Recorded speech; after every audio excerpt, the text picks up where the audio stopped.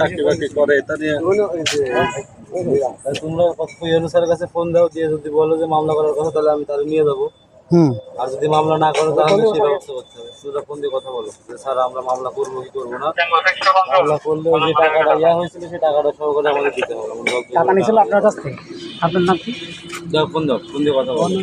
ইউনূস স্যারের সাথে ফোন দিয়ে কথা বলো যে স্যার আমরা মামলা করবো কি করবো না, সেটা বলে আমার সাথে দাও, আমি কথা বলবো স্যারের সাথে। সমস্যা নেই।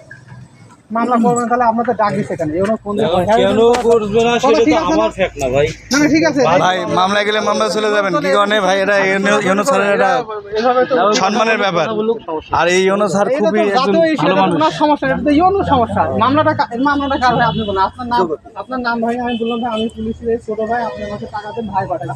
সমস্যাটা আপনার না, এটা তো আপনার সমস্যা। মামলা করে দিতে স্যার। আসসালামু আলাইকুম। এটা জাতীয় ইস্যু তো, এটা এটা সাধারণ ভাবলে হবে না। এটা আপনার ইস্যু না, এটা ইউনোর ইস্যু।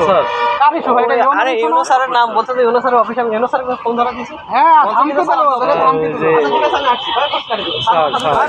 একটু বলি স্যার, একটু যার কাছ থেকে টাকা নিছিল স্যার, ঠিক আছে না, এই টাকাটা ওর কাছে টাকা নিছিল 2500 টাকা। ওই টাকাটাও ফেরত দিয়েছে। 2500 টাকা নিলে এখন আমি বললাম যে আপনি লোন দিবে তাই আমি বললাম যে আসামি দিতে হলে আমাদের কাছে আপনার মামলা দিতে হবে। 1.5 কাটা করে জমিতে। এখন সে বলে যে আমি মামলা করবো না।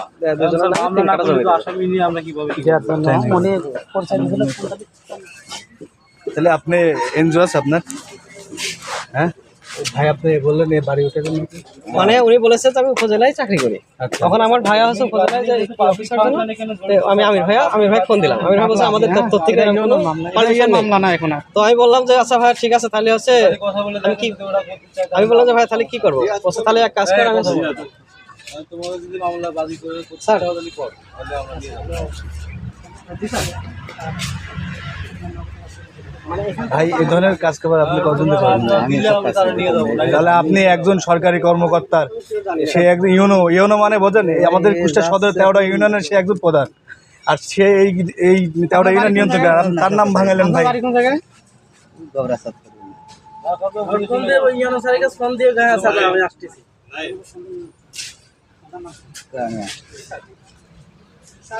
স্যার একবার বাড়ি বলছে হরিনারায়ণপুর, একবার বলতেছে কুমারখালী।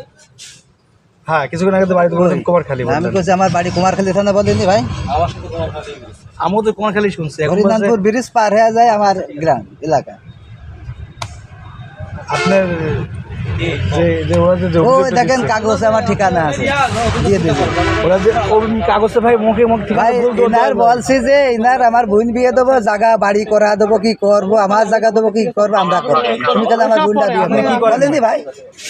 আপনি কি করেন? কালকে যাওয়ার কথা। আপনি কি করেন? আমার গ্রামের কৃষকের কাজ করেন। আর কোনো পেশা আছে নাকি আপনার?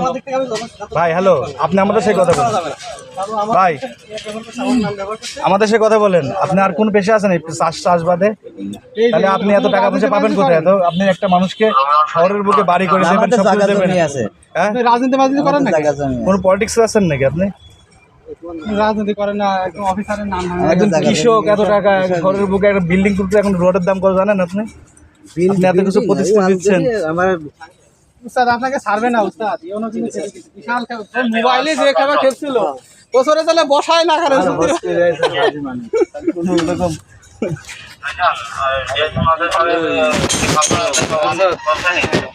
পরে আবার আমার কথা বললাম, স্যার আমি ঝামেলা করছিলাম, স্যার আমার